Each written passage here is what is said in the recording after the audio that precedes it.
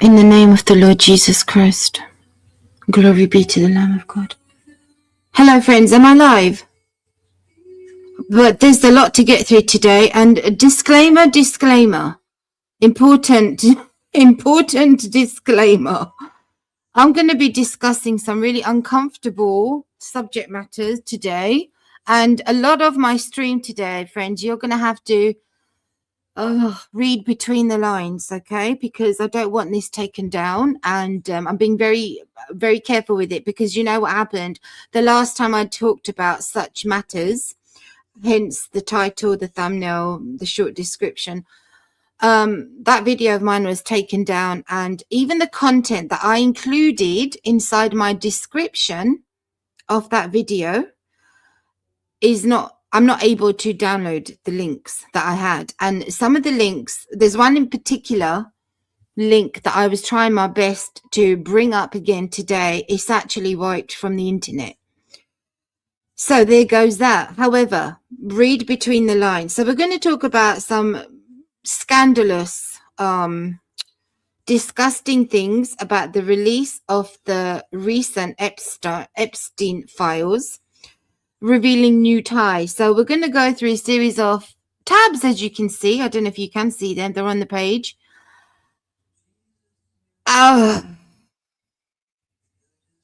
Again, you might want to grab a notepad. And if you can, straight after this stream, download the links that I'll be sharing with you today. So, shocking news about the connection with Turkey, Qatar, Saudi Arabia, blah, blah, blah. It's not really shocking, is it? We do know that our world leaders, the elite, are all implicated, more than most.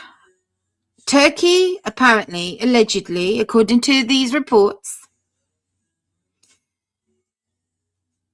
it's been revealed, Turkey sold thousands of underage children to Epstein's island for $200 million, smuggling them out by private plane. In the process of sharing certain information with you today, I mean, the subject matter on my Twitter X feed is Turkey and Epstein files. So it's no news to you by now. Hopefully you're aware of the gist of it, right? Are you shocked to find out about Turkey's involvement? The circulating photos of chickens from the Epstein files are very old. I mean, can you spot the fake turkey dating back to 2008, which Jeffrey Epstein saved on one of his devices?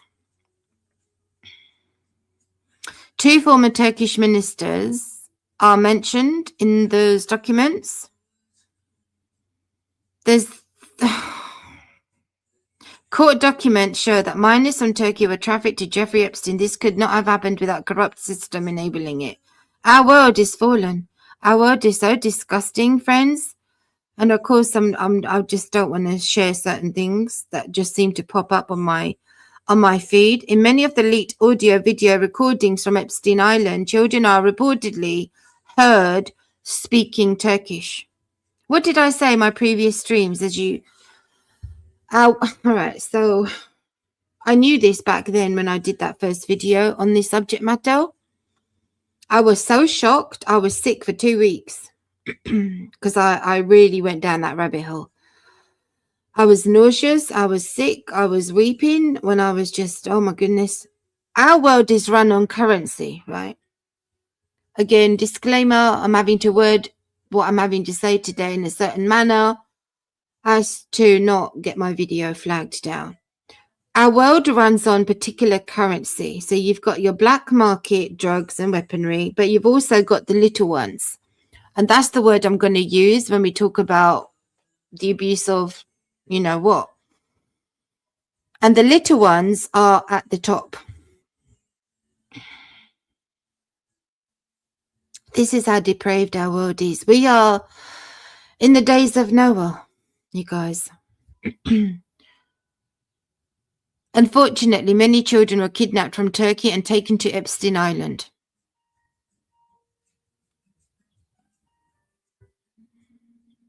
So we don't need to dwell on this aspect more than we have to. The former Prime Minister and Minister of Foreign Affairs is also mentioned. It was learned that Turkey took children who lost their families in the earthquake. So this isn't just Turkey also. I highly suspect that wherever there's conflict in the world, can you hear the music in the background? I don't want to be copyrighted. Let me know, please, in the chat. Wherever there's conflict in our world today, wherever it's been, the children are the most vulnerable, naturally. Children and animals. And these wicked people in our world today, they call themselves, or they considered as the elite. Disgusting. The most vulnerable in our society are targeted. Okay, good. You can't hear the music. Good. Thank you, Anna. So this is our system, and we don't see this stuff on a day-to-day basis. This is all happening under the radar, under the cover of darkness, under the cover of conflict, war zone. That document, unfortunately, that I can't bring up now because it's been wiped off the internet. I'm going to explain it a bit more. So our world has zones when it comes to this trafficking thing. And the Middle East is one of those particular zones where everything goes. It's unique to the world, the Middle East. Fill in the blanks. So obviously there's a lot more involved, right?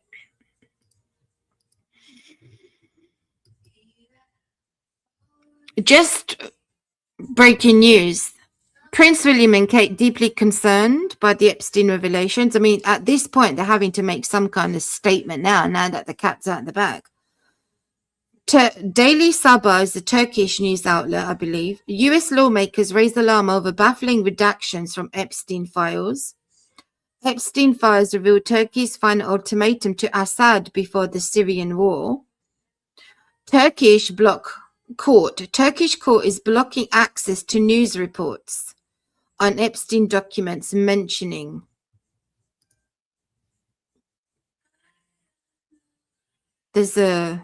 basically what you can get hold of right now is not going to be available for much longer.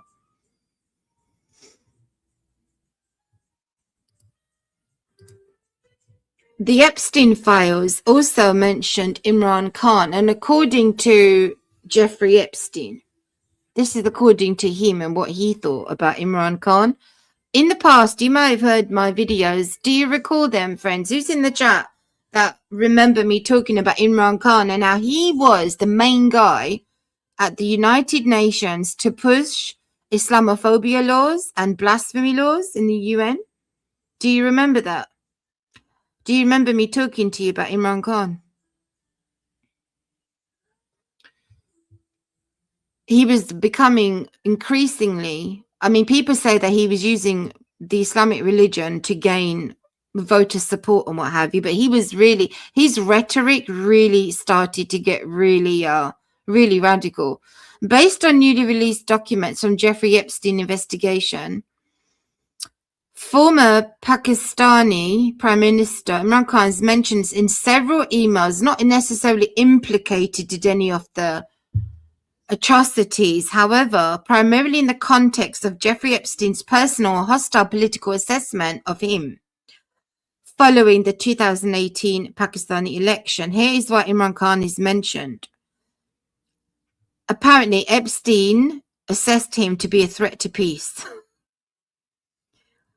A much greater threat to peace than Erdogan, Khomeini, Xi, or Putin. Concerns over populism and nuclear weapons. So I mentioned this back then when I talked about Pakistan being a nuclear nation and the rhetoric of that of the former leader, Imran Khan, turning really radical, pushing blasphemy laws in the United Nations.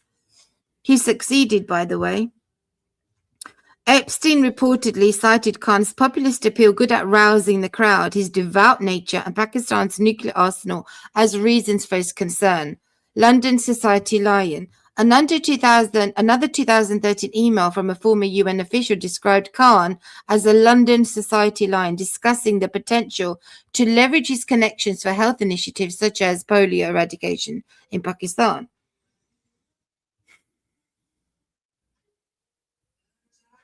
Some mentions appear in correspondence involving Bill Gates' advisors, Goldman Sachs calling Khan's leadership a slow motion car race. We just got to get through as much as I can today because I got tons to, a lot to get through. No wrongdoing. The documents do not contain any allegations of criminal conduct, sexual abuse, or illegal activity involving Imran Khan. It's just that he was seen as a threat, one who would not conform and one who was raising alarms in terms of his religious rhetoric and obviously Pakistan being a nuclear nation. I said back then that he was looked upon as the Donald Trump of Pakistan, just how they treat Donald Trump in the US, and he was like similar. I made that connection, and other analysts also made that connection. So I think this publication is Armenian. Pray for the Armenians, friends. I haven't forgotten about their plight. Keep them in prayer. Epstein files alleged trafficking of minor girls from Turkey as Erdogan and I think he was financial minister or the prime minister appear in emails. So they're going to be wiping this stuff off the internet soon. They led efforts against Armenian lobbying in the US on the Armenian genocide. Did you hear about J.D. Vance's recent post about the Armenian genocide and how that statement has just been redacted due to pressure from the Turkish lobby in the USA? Have you heard about it? I mean, I can't possibly cover every single thing that happens, but that was very noteworthy.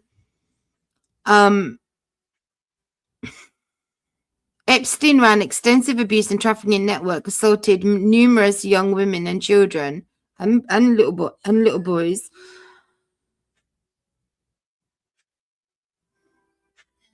These revelations has sparked a stir in Turkey, fueling renewed political debate, prompting an official review by prosecutors amid allegations of possible trafficking of Turkish children. Qatar. New released documents from the U.S. Department of Justice dated early 2026 have revealed that convicted sex offender Epstein inserted himself into the 2017 Gulf blockade, acting as behind-the-scenes broker to advise Qatari officials on how to resolve the crisis. So he was very much implicated, involved, and almost like a confidant in all these intricate dealings with these elites, implicating them all. Everyone's got something over somebody in this world, friends. Everyone's got dirt on one another. That's the whole point, right? Advice on normalization, proposed fund, secret meetings, other contacts. The files also suggest Epstein had contacts with Qatari figures related to real estate and lobbying. And all these Islamist influencers making these moronic posts that you won't find any Muslims in the Epstein files, load of nonsense. Qatar and Turkey are collaborating on major tourism infrastructure. So this is as a side note, but very interesting. Qatar and Turkey are collaborating on major tourism infrastructure, with reports highlighting a project aiming to create a massive tourist city. While Qatar separately develops 8 million square meter Seisma project intended as a landmark destination and invests heavily in regional tourism such as Egypt as of late and early 2026. Massive tourist city project, theme park development, Ankara. Ankara has been named, check this out. Ankara has been named, this is Turkey, the 2026 tourism capital of the Turkic world, highlighting Turkey's growing role in regional tourism, which aligns with Qatar's strategic partnership in the sector. I'm bringing this up because this recent scandal is bad timing for these two countries, like, because they're about to launch an even more solidified alliance with this biggest tourist city in the world. Qatar launched the 8 million square Seisma project, a massive sustainable tourism development designed to feature theme parks, resorts, and marina. Doha as 2026 capital, international investment. So it's like another NEOM / modern Saudi Arabia Vision 2030, but this is Turkey and Qatar's vision. I'm going to bookmark that because there's more to it. So let's just go through this presentation today because we're going to get into some really heavy stuff as we go along. Yesterday, House Democrats released a new batch of photos from Jeffrey Epstein's estate. In the last surprising development, 2 images show a Qatari royal family member alongside the villain. What is Qatar doing there? Indeed, what are any of these Islamic Muslim men doing there? That's a good question. And I posed that question in my old video that has since been taken down. I posed that question. I posed that connection. What are Islamic Muslim leaders doing entangled in this scandal? What could it possibly be? Think outside the box, you guys. Come on. I know you're smart. I know you're wise. Connect the dots. I don't have to spell it out for you. Saudi Arabia, Epstein files.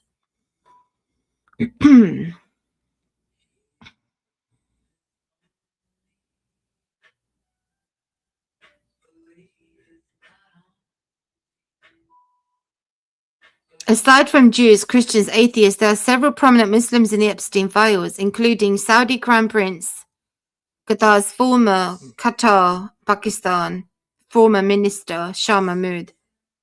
This is what I'm talking about, those Islamist influencer posts. Wow, Islamophobia is so deep that we see a Jewish pedophile right in front of us and still make it about Islam. There were no Muslim men on the Epstein Island. It was white, Christian, and Jewish men. Yeah, right. I don't think so. Remember the connection I was talking about, and I've touched on this several times. Again, disclaimer, read between the lines. The connection I made with the what's the word? The problem in United Kingdom, in Britain, with those gangs who abuse the little ones, the white little ones.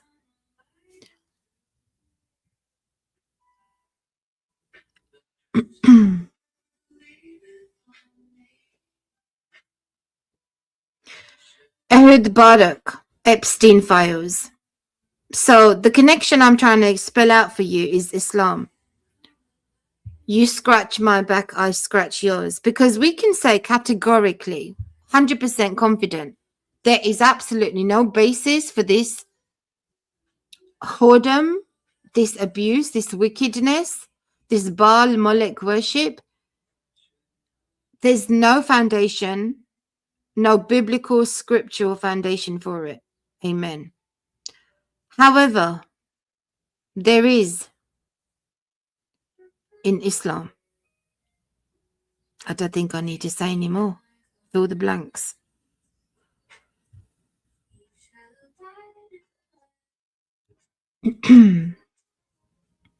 More than 100,000 emails Ehud Barak's ex-Prime Minister of Israel email were leaked online and clearly show he was working closely with Epstein. Netanyahu spoke about this a few years ago, obviously exposing Ehud Barak. What else did Epstein have on his opposition leader?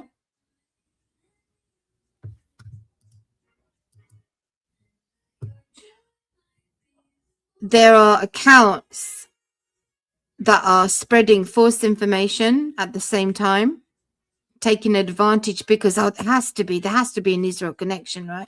Epstein, crypto Jew, whatever. Bibi Netanyahu Epstein files. He made a post about this saying how he exposed it, Ehud Barak. And now there's more news about that also. Is Benjamin Netanyahu in the Epstein files? And what does this mean? Excuse me.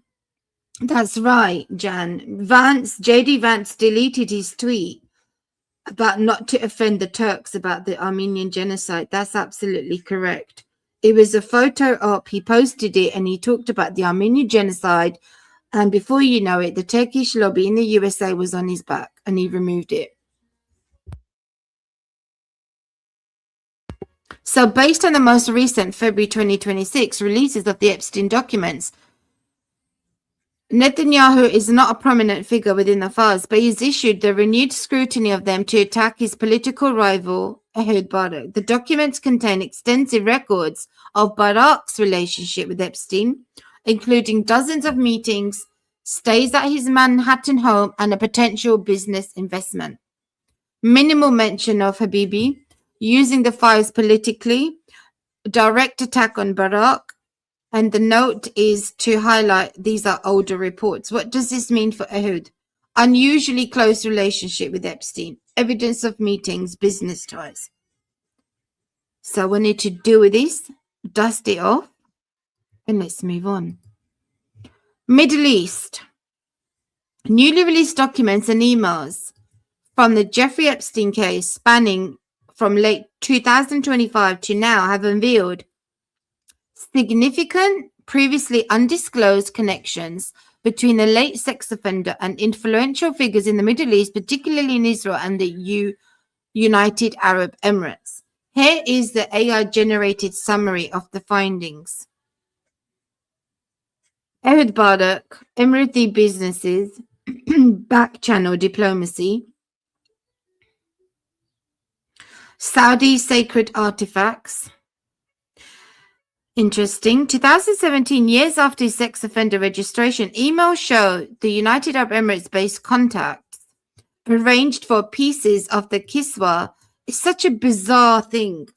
You remember I spoke to you about the kiswa is the black shroud that covers the Kaaba. Recently, MBS, Mohammed bin Salman, Crown Prince of Saudi Arabia, he gave a torn fabric of that as a gift to Jelani in Syria. And Jelani in Syria made a big performance of it, like a ritual, like a ceremony. He walks into the Damascus Umayyad Mosque and displays it there. So there's something really, I don't know, what's the word? It's like witchcraft. Can I just say it? There's like some sort of power to this thing in Kaaba. So let's just recap. 2017, the UAE dude arranged for pieces of the kiswa, the sacred black cloth covering the Kaaba, to be shipped from Saudi Arabia to Epstein's Florida residence. The shipment was labeled as artwork to bypass customs. Let me just pause there for a second, because I just had this thought. Some of you, or maybe there's just one of you, just had this thought. What on earth has this got to do with Bible prophecy? Sonia, are you like going off the tracks? Why don't you stay in your lane? Oh no, this is all tied in. This is showing you the disgusting dark side of this Babylonian system in our world today, you guys, that implicates leaders who are supposed to be shepherds of nations and of people groups. And they're all implicated in dirty dealings. It's a Babylonian system, and there's a religious aspect to it. I would say there are dirty dealings of heads of all various dirty, perverted religious leaders in our world today that are implicated. They say they represent or they oversee a religious, I don't know, denomination, but they're all implicated. But there's one out of them all that actually has a religious basis for it. Does that make sense to you? This is the whole point of what I'm sharing with you today. So the point of this is, I talk about Arabia, the Arabian Peninsula, Islam as spiritual harlotry, Babylon the Great, the mother of harlots. I talk about the Islamic Antichrist. So this, what I'm presenting to you today, is all tied into that theme, that subject matter, which is a very deep, dark rabbit hole. So we have to be prayed up, covered up to talk about these things and be smart and be wise. So there's something bizarre about this sacred black cloth that covers the Kaaba that is cut and given as gifts. It's disgusting. It's witchcraft. Iran regional geopolitics. The documents contain references to Iran, including potential links to the 80s arms struggle linked to this Khashoggi dude, and later attempts to discuss Iranian foreign policy through middlemen.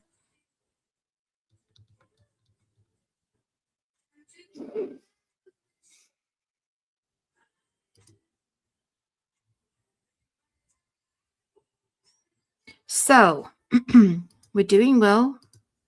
So, I'm in the AI mode now. Is Turkey and Epstein files? What are the details? Yes, Turkey is mentioned in the newly released Epstein documents, which has prompted the Ankara Chief Public Prosecutor's Office to open a new investigation into potential links and trafficking allegations. So this is hot news. This is serious news, currently still under development. Trafficking allegations, 2009, alleges Epstein's network transported underage girls from several countries, including Turkey, Czech Republic, parts of Asia. Some victims reportedly struggled because they did not speak English. And these are one of those subjects that I really have to be strong to talk about it. I really do not like talking about it. I don't like it. You don't like hearing about it, but let's expose the wickedness. Missing children theories. Public debate in Turkey has linked these documents to children who went missing after the 1999 earthquake, though the Turkish government Center for Combating Disinformation, imagine having this set up, but you must wonder why they have it set up in the first place, has dismissed some of these viral claims as statistically inaccurate. That's the whole point of them setting up that organization. The then foreign minister is also in the emails. Erdogan. An email from 2011 notes Epstein's intention to possibly see Erdogan while visiting a spa in Bodrum. This is in Turkey. However, there is no evidence this meeting ever occurred. Business connections, and why was there an intention about it? Business connections.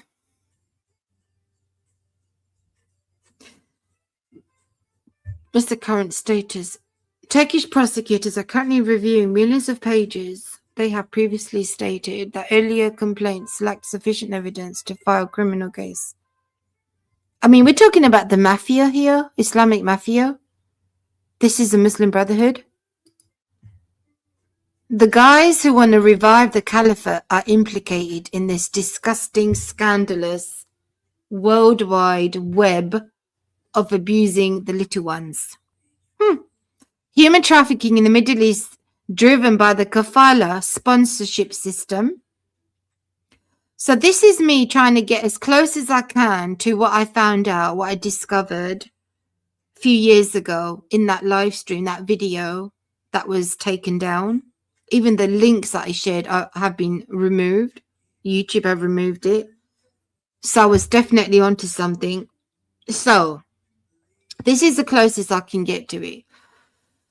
Human trafficking in the Middle East driven by the kafala sponsorship system and high demand for cheap labor remains a severe human rights crisis, with an estimated of 600,000 to 1.7 million people in forced labor, sexual exploitation. Common abuses include passport withholding, confinement, wage theft, physical, psychological abuse. And this is largely happening in the Middle East. So this is one of those regions in our world today that all the boxes are ticked. But it's a really religious place. There's all these religious hotheads that run the show. How can this be happening? Because their religious ideology gives them a license to do it. There, I said it. Bite me. Do you understand? Now, when the Catholic Church has been implicated, the Roman Catholic Church, there are so many denunciations, public rebukes, open confessions, and blah, blah, blah. Rightly so. But there's no biblical, spiritual foundation for it. justification for it.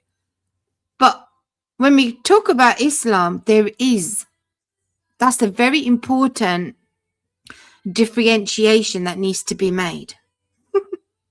Distinction, rather. It's an important distinction. Saudi Arabia. The numbers are going to be higher than what I'm reading to you here because so much of it is covered up. Okay. The government identified over 500 victims, primarily in forced labor, domestic servitude. The kafala and male guardianship systems are noted to enable these abuses. So you've got your religious clerics that cover their tracks. United Arab Emirates. Recent efforts show increased investigations and convictions for sex and labor trafficking. Migration vulnerability. I mean, it's there on the screen. I don't have to read it all out. These kingdoms in Arabia, you guys, the Middle East, these wealthy, rich nations that are so busy lobbying our governments, so busy pumping millions of dollars in influencing our leaders, are never called out on the human rights violations. 100% of interviewed victims in one report had passports withheld, while 87% were confined to workplaces, modern-day slavery. Child exploitation. Children are exploited in forced begging and labor in areas like the West Bank and Gaza. Conflict-driven trafficking.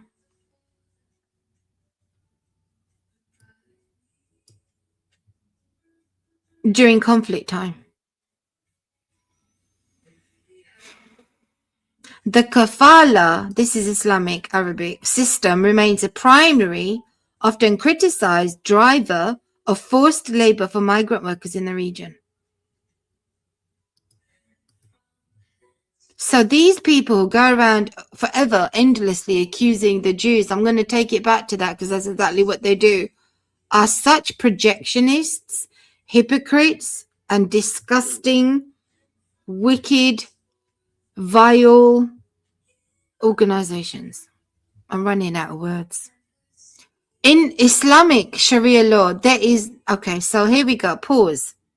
When I tell you I've got to say certain things and I can't word it all out, and I say fill in the blanks, connect the dots. So we're getting there.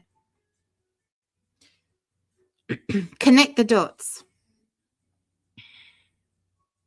In Judeo-Christian civilization, there's such a thing as the age of consent to safeguard little ones and protect their innocence. Yes? Can I get an amen? But it's not like that in the Islamic world. We are talking about a completely different mindset. This is a completely different civilization. So let's just ask those difficult questions. What's the Islamic Sharia law on age of consent? Provide references. In Islamic Sharia law, there is no single, universally defined numerical age of consent.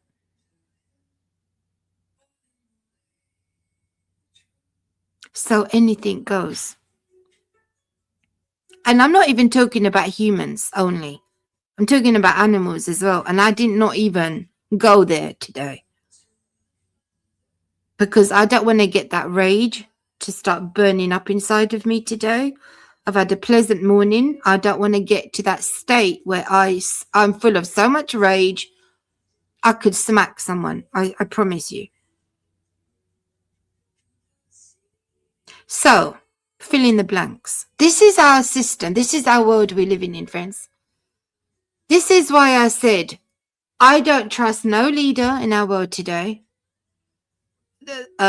This epidemic of abortion globally, nations that sanction it, and they're talking about the age restriction, and then on one hand you've got the pedophilia, and then you've got the abuse of little ones.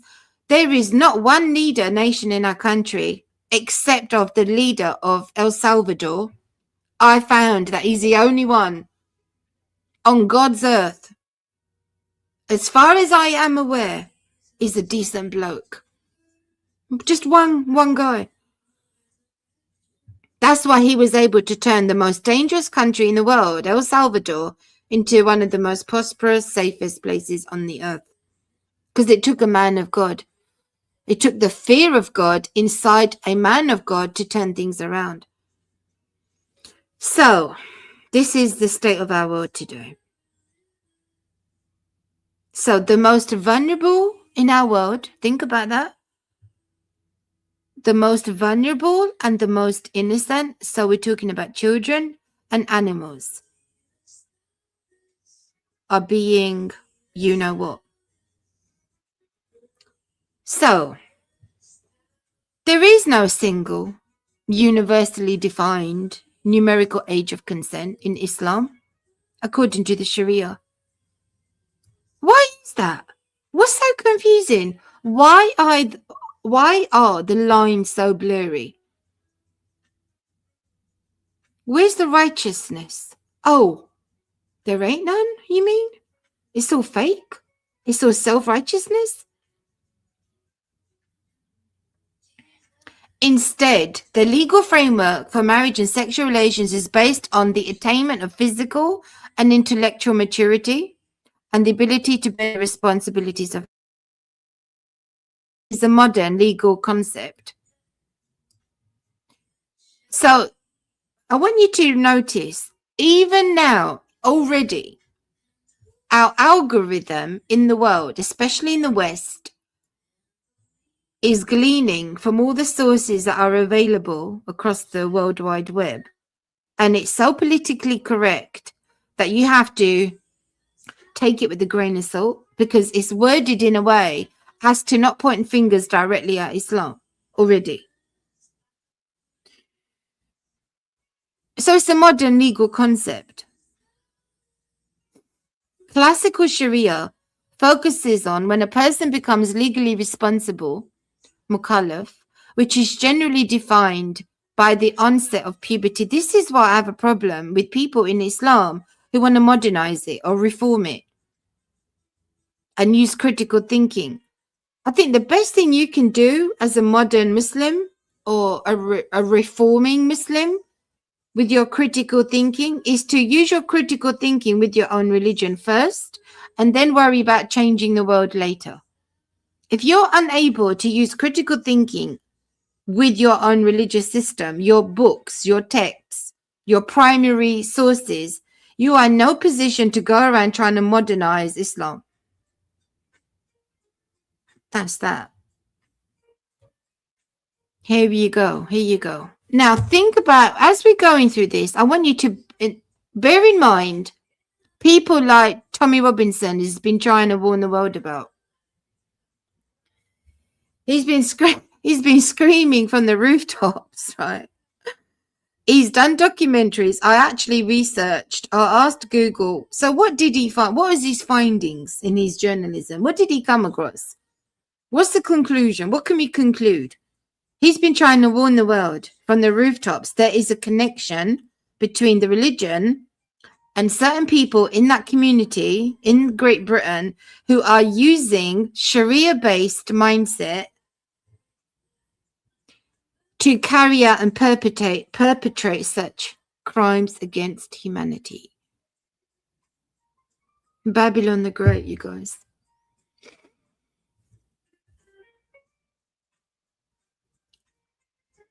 So, considering the power of the Islamic Arab lobby, Muslim Brotherhood lobby in the West, and the European Union, and in the UK, and now in the USA, across the West, considering that power of the Arab lobby, can you fill in the blanks? Who is benefiting who? And who actually gives them a license, a religious license, a stamp of approval to do it?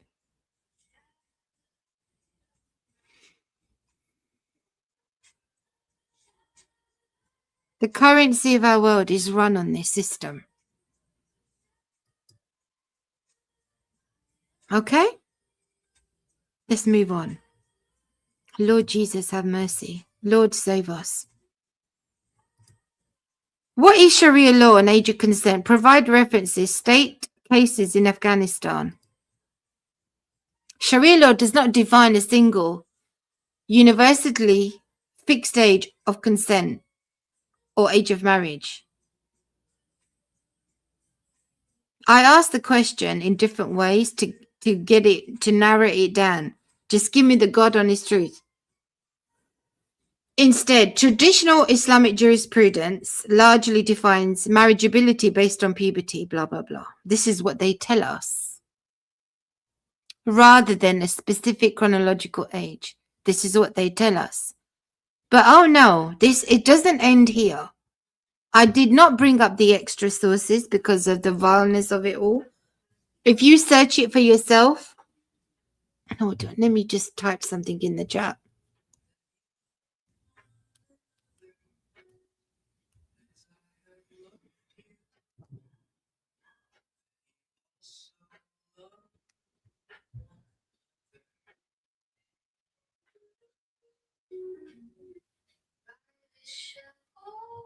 I'm typing in the chat.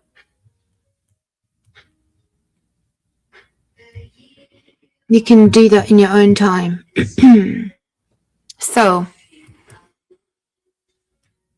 Afghanistan. Afghanistan, if you watch the documentaries, you guys, when you watch the documentaries, I mean, these are legitimate documentaries. People have reported on it, investigated it. It's absolutely horrendous. Horrendous. How a society does this in the open. How the women, the little girls are out of sight, and the young boys, because the way Islam has set things up. You see, the more Islamic you become like Afghanistan. How about that? The more Islamic you become like Afghanistan. But in the West, Islam is rebranding, so it doesn't look like Afghanistan out in the open. It looks like Afghanistan behind the scenes. It's on the screen, what we have here.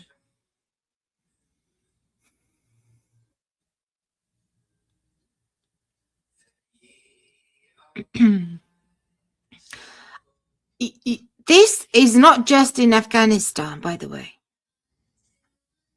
This does happen in some Hindu cultures, but it's not an epidemic. It's not a blinking pandemic like it is in the Islamic world. 6-year-old girl was reportedly betrothed, a common practice. But it's not just that age. This is the point I'm making. It's younger than this. I mean, like a couple of days young. So think about the satanic ritual that goes on across the world, friends. There's a rise in child brides. Reports indicate an increase in forced marriages, including those underage girls, to Taliban members. So Islam hasn't brought any enlightenment to the world.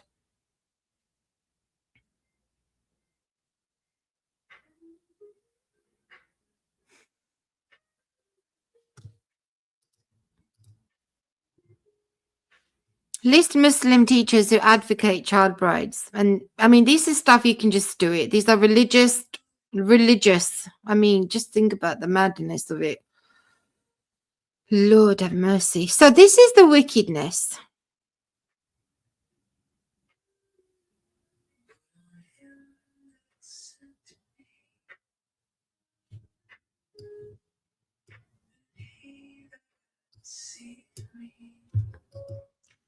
There were documents that I found in my old video when it was babies in Saudi Arabia, especially girls that they didn't want.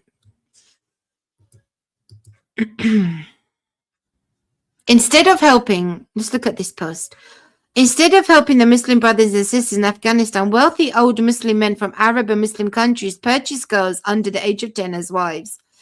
Where did they get this idea from? Who's the perfect example for Muslims? There's your answer. Unlike the Western world, the Muslim world operates under Islamic laws and cultural norms where practices like forced marriages, child marriages, often with up to 4 child brides, are not only legal but actively encouraged. So let's just think about this. If you've got a religious system in this country, for example, what's stopping them from using this same blueprint in the West?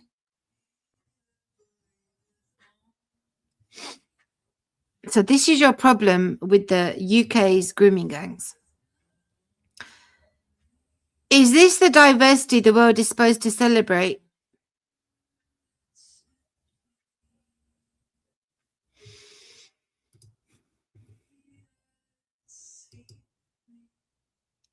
The UK Grooming Gang Inquiry. As of late 2026, the independent inquiry into grooming gangs in the UK is being formally established. Finally, I don't know all the latest or the most recent in and outs of this. It's not something I research thoroughly.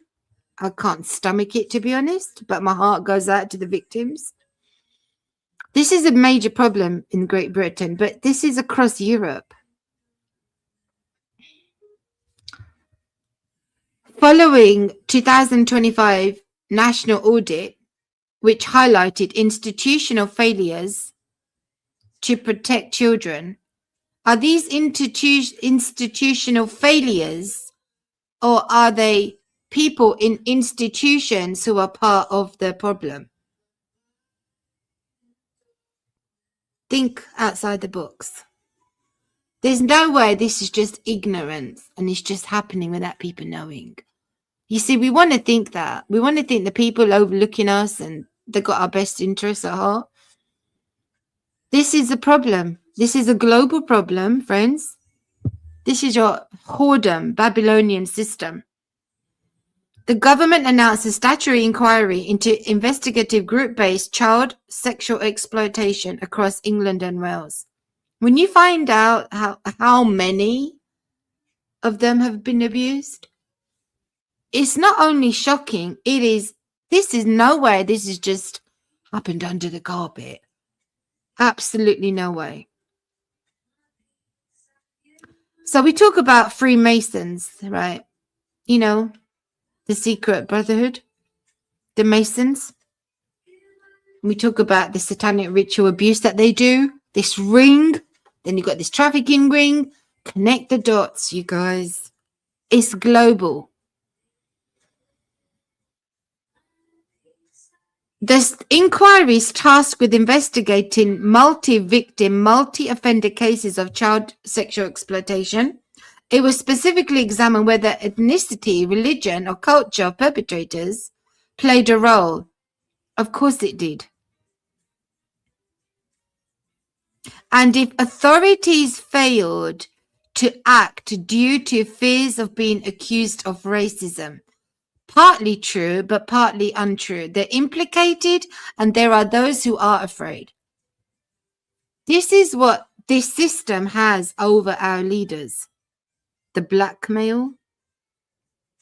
You see how dirty this is? A dirty game.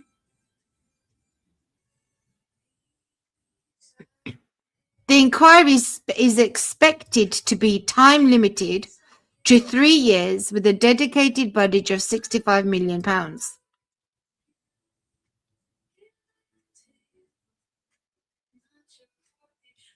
In recent reports and reviews have continued to highlight that while many offenders in high-profile cases have been of Asian, particularly Pakistani heritage, the wider systemic issue involves perpetrators of various backgrounds. And the primary failure was a lack of protective or vulnerable, mostly white girls. What did Tommy Robinson discover in his documentary, UK grooming gangs and the British establishment? Remember the BBC? They're all involved. The BBC are involved. And the BBC is a Muslim Brotherhood mouthpiece. It's literally your BBC Al Jazeera in Britain. In his particular documentary, if you haven't seen it, make that a must watch. Unbelievable. He's done several.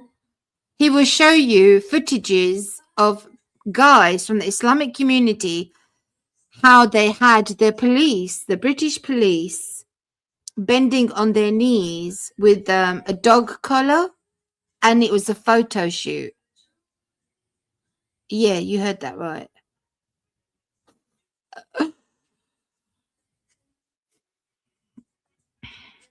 Tommy Robinson aimed to expose what he alleged is a fact. He brought all the evidence out.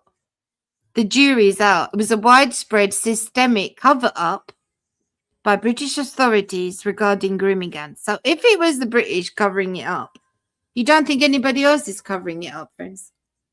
I mean, come on, right? Hello. Establishment cover-up, scale of the abuse, predominantly Muslim gangs, targeting of vulnerable girls, police misconduct, failure of authorities. Now, in hindsight, now think about the Epstein files, and can you connect the dots? Is there a pattern forming? Failure of authorities to protect victims. Oh, they just never seem to learn the lessons, do they? That's what they want us to believe. Robinson alleged police officers failed to investigate reports. They intimidated victims and in some cases were complicit in allowing abuse to continue. Sadiq Khan, Mayor of London, faced intense scrutiny, accusations of covering up or denying the existence of and the scale of grooming gangs operating within London. This controversy emerged alongside a national inquiry into grooming gangs announced by Prime Minister Starmer and major Met Police review of roughly 9,000 potential cases of group-based child sexual exploitation in the capital. Accusations of denial. Sadiq Khan accused of dismissing it. He wanted it to be defined as Islamic. He was basically, when questioned, Khan repeatedly asked for definitions of grooming gangs. It was so infuriating watching that video clip of this episode, and argued that the situation in London differed from other parts of the country, stating that young people in London were primarily groomed for county lines.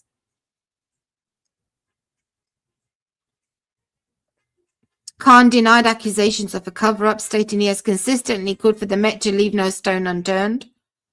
Yeah, secret societies, you guys. They're in a club. They're all a part of a club. It's a global club, friends. Now, so we're doing layers. This is very layered, and this is literally what you call a deep dive. Now think about the number or the influx of Muslim politicians in the UK and the projections for the future. Muslim politicians in the UK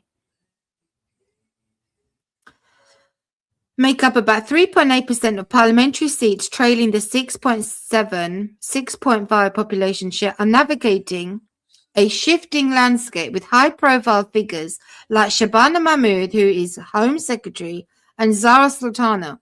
The future shows a growing trend towards independent, issue-driven. And what's their issue? No way. What a surprise. No, Gaza. Oh, I didn't see that coming, did you? Issue-driven representation. They want to get the whole world to come against the Jews. Increased organized, politically educated youth mobilization, often challenging traditional Labour loyalty.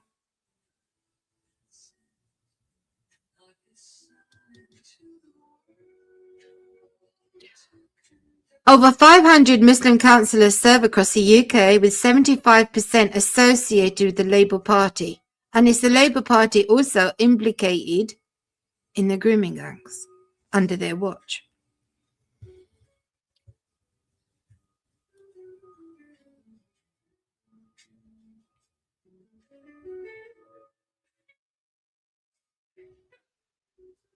So this, all of what I'm sharing with you is not a coincidence. We are just smart enough and been given wisdom by the Lord to connect the dots. Check this story out. I posted it on my YouTube page the other day. Who's this dude here? See this ugly guy? This is Shahid Butt. He's a convicted terrorist. You would believe this. You would believe this insanity. A convicted terrorist who plotted to bomb the British consulate in Yemen and an Anglican church. He's now running for office in Birmingham, in a seat that is 91% ethnic minority and 70% Muslim. He will likely win. A convicted Islamic terrorist stands a high chance of being elected to public office in Britain. A violent extremist who plotted the destruction of British lives is going to walk the corridors of power in Britain. A jihadi fighter. You notice a pattern? What about Julani al-Shara in Syria? Do you notice a pattern, friends? What about the IRGC normalizing actually having a dialogue with these thugs? A jihadi fighter joined terror cells to fight in Afghanistan and Bosnia is going to be influencing the laws, culture, and heritage of Britain. Why is this not on the front page of every national newspaper? Because they're all implicated. Ta-da! The power of the Arab Islamic lobby. Where is the outrage? Where are the protests? We are sleepwalking right into the grasp of jihadism. God save Great Britain. Got 37 posts.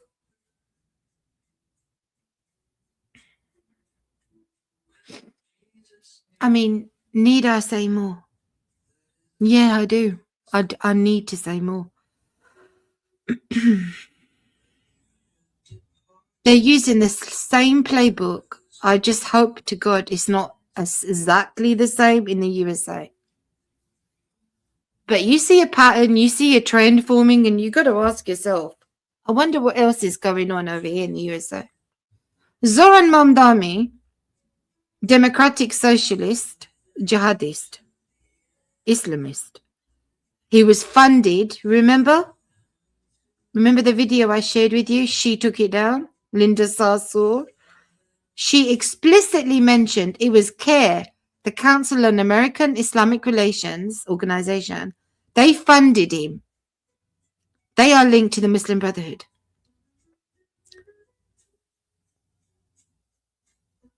So this is happening across the West, like almost as though they're running out of time.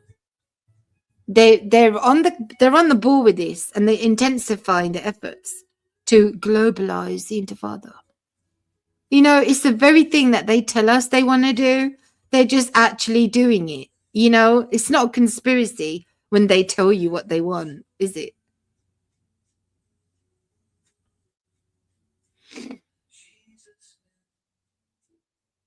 So we're zooming out. So we're looking at the USA right now. They've got their guy in.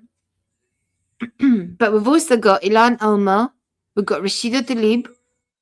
We've got that. Is it Kevin Emerson? These are all Islamists, jihadists, pro-Palestine, pro-Hamas,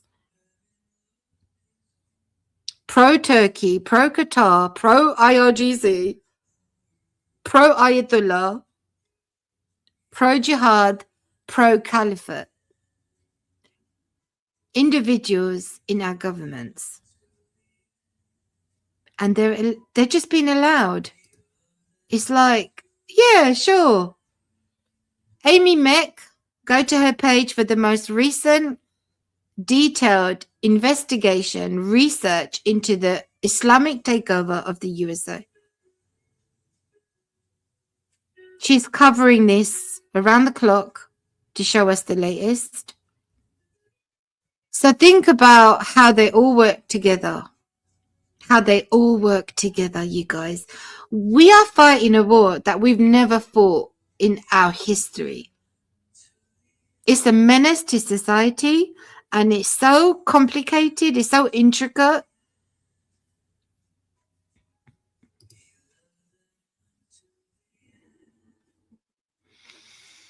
CARE is exploiting our laws to infiltrate and control America. This is the Muslim Brotherhood's plan to conquer from within, happening now. Hamas linked CARE isn't just dangerous, it's a machine of legal and political infiltration.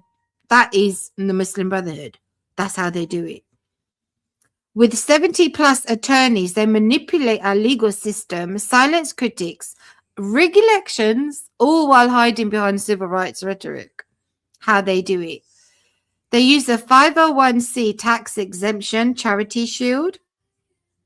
They use that as the lobbying arm with anonymous funding. It's a super PAC with unlimited money, unlimited election control.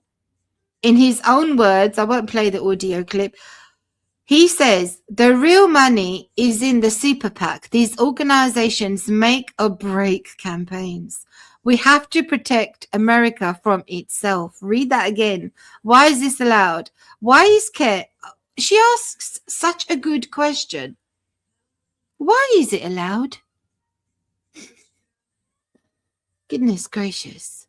I think I was born yesterday. It's because there are people working in partnership with them. Duh. Hello? It's not just why is it allowed? Who is actually working in tandem with them? That's the question. Why is CARE still tax exempt despite terror ties? Who's really funding the super PAC? How much foreign money is influencing US elections? You remember everything they accuse Israel of? They are guilty of themselves. Projectionists. Laura Loomer, check her page. She's also covering around the clock, who apparently she's got a legal binding on her that she can't even talk about CARE.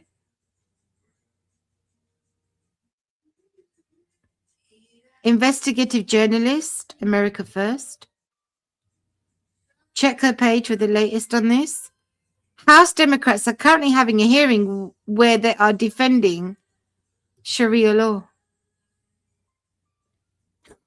It's happening everywhere. Islam is going to introduce the world to the beast system the Bible warned about and the harlot system the Bible warned about.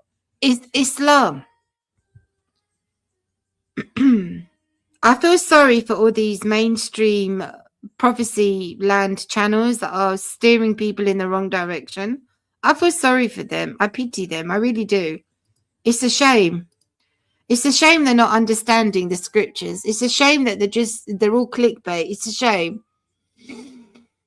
Ayatollah Khomeini's grandson said this: any Muslim country will do to Israel what Hamas did once it can. The Americans will die before they see us humiliated. You've got people, and I said before, expect to see more Muslim women, the females, more actively involved in spreading this rhetoric. It's already happening. Expect to see more women involved, supporting them, giving them legitimacy, promoting their ideology. Expect to see that. We know this. We know this is a fact. This is what they want. Any Muslim country would do to Israel what Hamas did. They don't regret it. Of course not. This is what they want. They live and die for this. Republican leaders of Texas gathered this week to boost their Sharia-free America caucus, now with 35 members from 18 states, amid concerns over mosques and groups in Texas cities like Dallas and Houston. So they're trying to promote a Sharia-free America. Yeah, you're going to need the Lord. You're going to need the Lord, and good luck with that.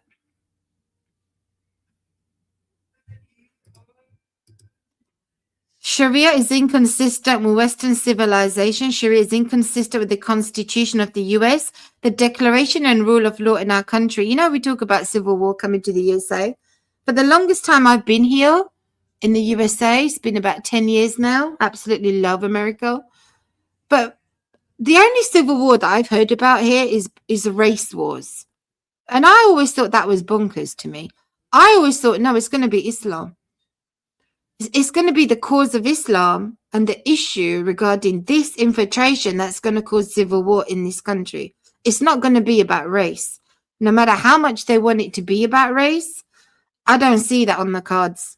It's going to be about Islam. There's going to be pushback. We're not going to let Dallas or Houston or any other city in this great country become what has happened to London and to Paris. If we are going to fight for this country, and that's what I'm proud to stand shoulder to shoulder with these great men and women to say that we're going to do, repel Islam from the West. You got your work cut out. You got your work cut out. But it's great to see it. I mean,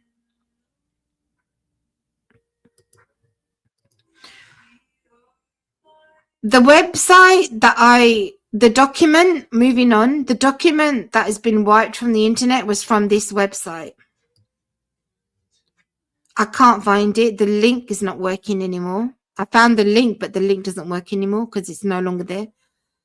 It was this website. The Middle East, North Africa region faces significant challenges. So now it's just politically correct wording.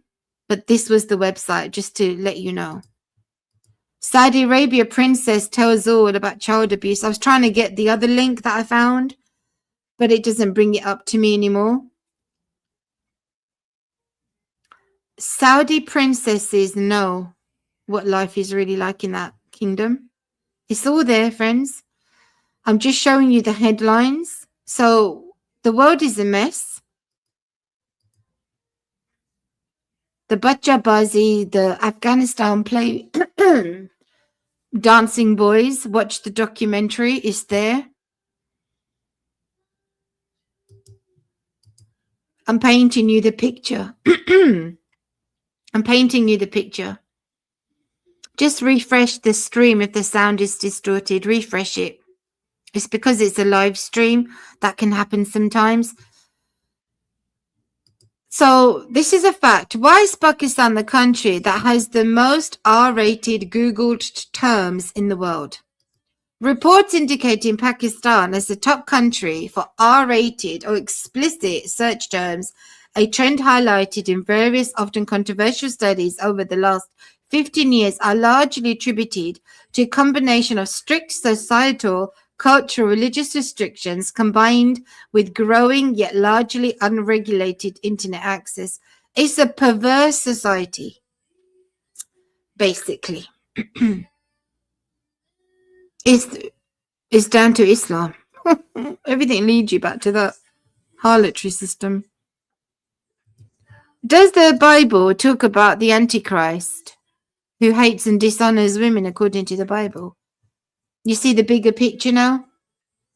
According to a common interpretation of Daniel chapter 11, the Antichrist is described as having no regard for the desire of women, which many scholars interpret as the total lack of affection, respect, or emotional connection toward them. This suggests a disregard for women's traditional roles or desires rather than a specific agenda or hatred. So the Antichrist hates women, doesn't like to honor women. They're just objects. Interesting. I'm going to show you some more information now about, because we don't want to just stay on this thing. The bigger picture is what I like to get us at. We're looking at the bigger picture, okay? Turkey would consider joining a regional nuclear arms race over concerns about Iran's nuclear weapons. I've said this many times. Of course they want it. Absolutely, guaranteed. And they most likely will announce it someday in the future that they do. This is the leading nation of the arch enemy of Israel. Iran opposition splits over Reza Pahlavi amid brutal protests. So that is also going on at the moment. We know that Reza Pahlavi, despite him being a very likable person, despite the people of Iran wanting him, he doesn't seem like a strong enough leader to do the trick. Apparently, that's the discussion currently taking place. Moving on. Turkish Financial Minister Fidan eases US-Iran war fears, pauses on nuclear weapons question. And Lindsey Graham, again, he always has something to say regarding Turkey. He's responding to this post that the Turkish Foreign Minister Hakan Fidan says there's no imminent threat of war between the US and Iran. Remember that leaked report, friends? What Erdogan offered to President Trump? Is this got something to do with it? He says, for now at least, there does not appear to be an immediate threat of war. We are doing everything we can to prevent a disaster. So Turkey is acting as mediator, creating a buffer zone. And if anything, Turkey's going to come out stronger, for sure. Lindsey Graham responded to our so-called regional allies. If you think for one moment leaving the Ayatollah and his murderous regime in power is a good idea, after all the pushback from the Iranian people, you're living in a dream world. To Turkey, Qatar, and Egypt, etc. I mean, this is Lindsey Graham. He actually said this. This is his post. Your desire to keep the status quo and ignore the just demands of the Iranian people is, in my view, beyond out of line with American national security interests and is also out of line with common decency. I don't know. I don't know about that, though, friends. He continues, President Trump said, keep protesting, help is on the way. He will be on the right side of history. I believe him to be a man of his word. Freedom for Iran. So this is all happening while the Epstein files scandal is being spread. On this particular page where that leaked report was founded or published, all the latest on Syria, Turkey, and Iran, Iraq.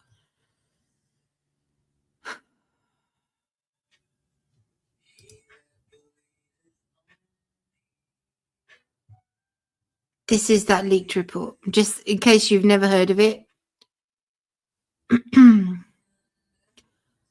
Graham is only all talk. He is so worthless. So at least there's somebody talking out about it, though, right? Nobody else seems to be. The point is that it's important that somebody speaks up about it. And so many of our leaders they're all talk, no action. But however, if this is true, I've gone back to this several times in my most recent streams. If this is true, this would explain Turkey's recent rhetoric regarding Iran. With Erdogan offering President Trump a ground attack on Iran, i.e. buffer zone, to crack down on the Kurds, similar to how they attacked Assad. Trump accepted Erdogan's offer, and then he would do the same in Iraq, prepare the Sunnis in Iraq, prepare to attack on Iraq, then moved into Iran. So it would explain it. Oh, it's the same page. Qatar, Turkey, Muslim Brotherhood, Western financial media lobbying influence. There's a lot on this, friends, a lot. So think about, we're zooming out, right? We're so far deep into this precursor to the rise of the Caliphate or the Islamic Antichrist. We really are at a point of no return. I hope you're aware of this, friends. I know there are calls or efforts for pushback, but it's not going to have any significant impact. It really isn't. The Lord's having it set up this way, friends. The time of the Great Tribulation is going to be here when the Antichrist is revealed, and it's going to be very ugly, a very difficult time for the world, but especially for the Jews and for the Christians. Qatar and Turkey strategically support the Muslim Brotherhood to advance regional influence, utilizing extensive lobbying and media such as Al Jazeera to shape perceptions in Western countries Qatar spent millions on US lobbying firms and, along with Turkey, aids Islamist groups while influencing academic policy circles to promote their interests. And on top of this, we have the Epstein files.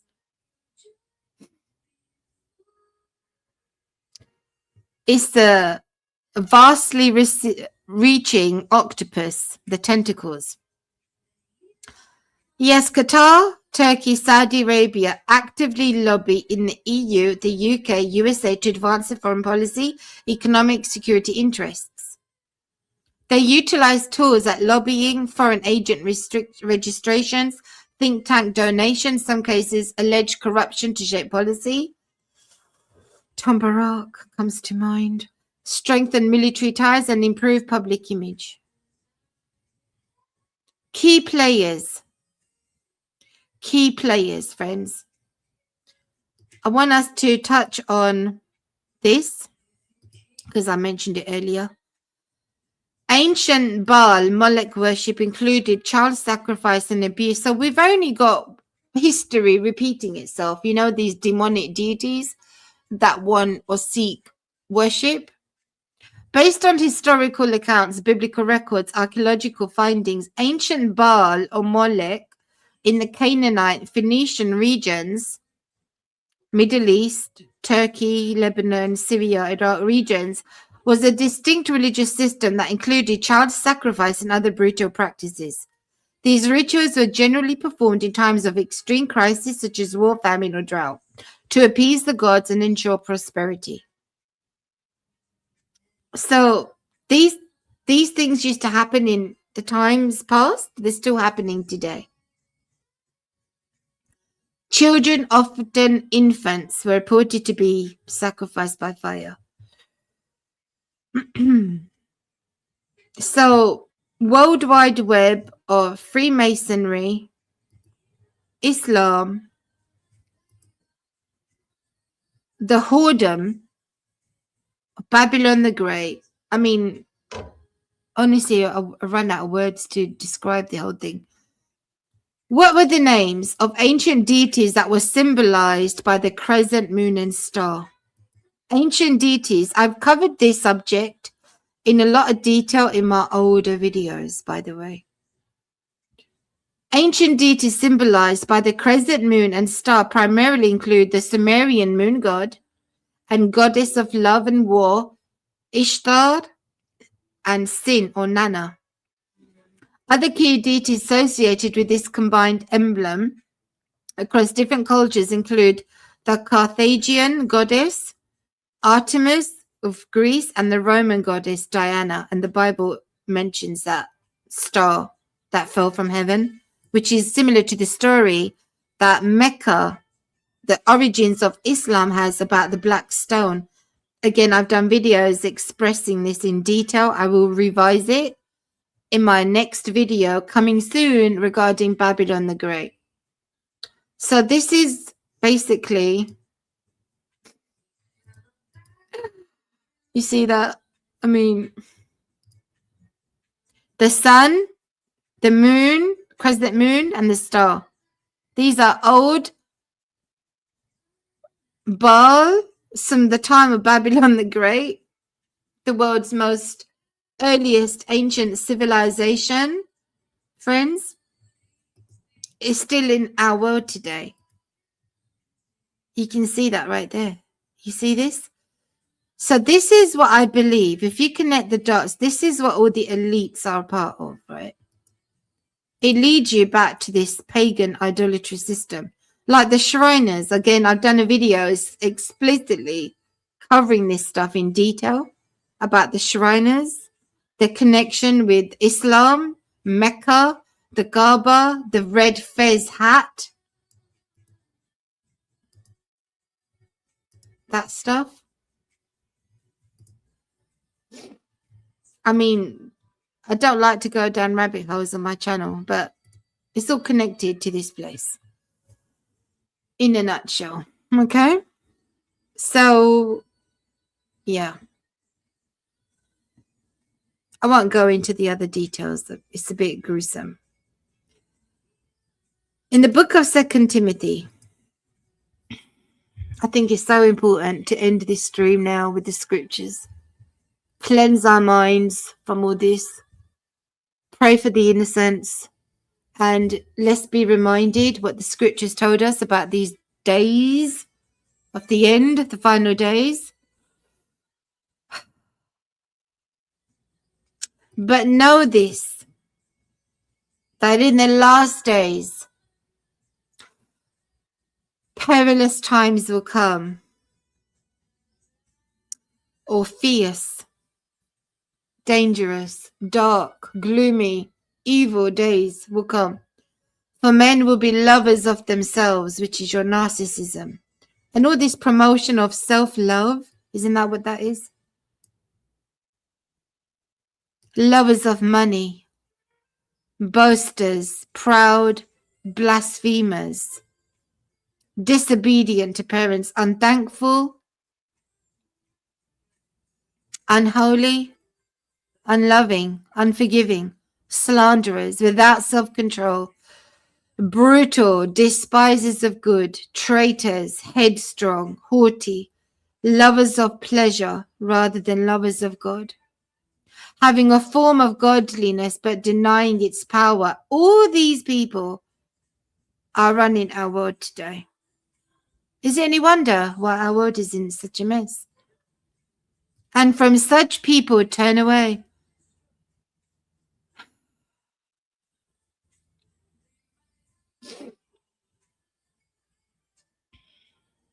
In the Gospel of Matthew, the Lord Jesus said this.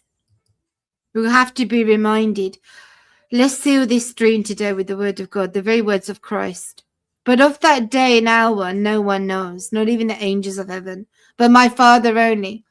But as the days of Noah were, so also will be the coming of the Son of Man be. And we know that the days of Noah were infamous for their wickedness, right? But also for their wickedness and their carelessness. Because it was only Noah who was obedient, who was found righteous, who was obeying the voice of the Lord, and who was commanded to prepare an ark. But as the days of Noah were, so also will the coming of the Son of Man be. It's going to be in a climate like today.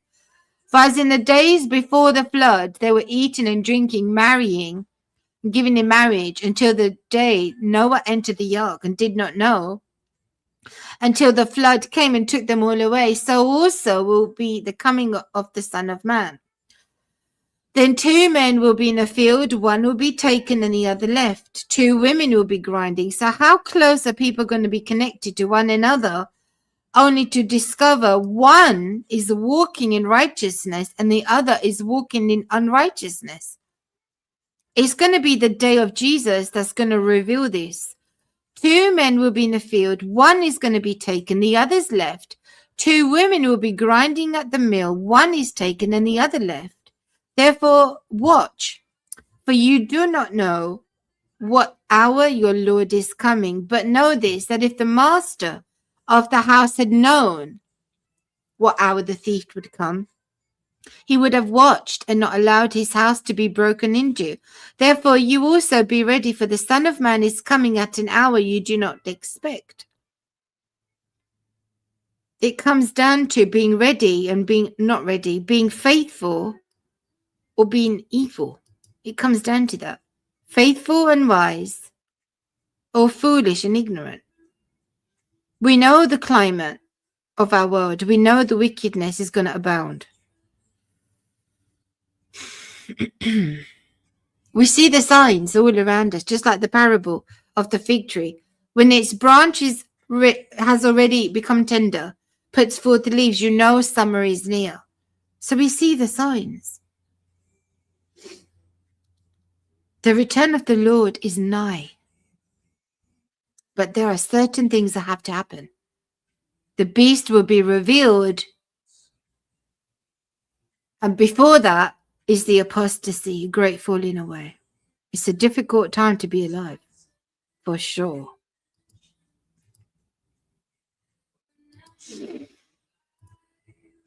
What's the latest? Egypt, Coptic Christian woman to preach. What? Egyptian Coptic Christian woman to Islamic preacher in Sweden. We had to pay jizya so we could keep our Christian faith. We fled our homeland due to persecution. You consider this an infidel land that you live on welfare. Go back home. You look like a terrorist. Yeah, Islam is rebranding. It's been allowed to preach and indoctrinate the West.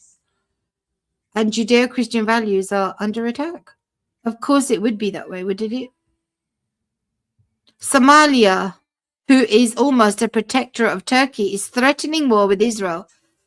We don't know with what equipment or strength. There's always so much developing. I will be back again Friday. Keep your eyes peeled. Friends, what is this now? Breaking news. U.S. military sending 200 troops to Nigeria to train local forces. Hold on. But then we're going to be confronted with Turkey, are we not? To train local forces in destroying the Islamists who are killing Christians. The Nigerian government must be prepared to liberate the Islamists one and for all. Trump struck Nigerian Islamists on Christmas Day. Oh, this is old news. All right. Oh, I hate when that happens. You're repeating older news. Friends, I will be back. Oh, goodness. What is this now? You see, there's always something breaking. Sarah Adams, who I share content from often. Our government needs to end this Syria charade once and for all. You don't fight terrorists by rebranding other terrorists and calling it strategy. If anyone still thinks that's smart, they should probably go learn code and stay far away from national security. What's been said here? Syrians are desperate to turn the page after years of crisis under Assad. Unfortunately, Syria is still far from where it needs to be. The US requires actions from Shara rather than empty words. Well, we've got Tom Barak overseeing this issue, and we know that he is more like an ambassador for Turkey than he is for US interests. Who knows? Our world is bonkers, friends. I love you. I will be back Friday. Make sure to stay tuned. Keep a lookout for my stream. You know now my drill is Tuesday and Friday. Same time. And I will see you then. Remember to leave comments after this stream to boost the algorithm. I don't think it's helping, to be honest. I think it's a load of nonsense. I don't think it actually makes a difference. But it's okay. I'm here and I'm not going anywhere. I love you so much. Pray, friends, stay vigilant. The Lord is coming back soon. Hallelujah.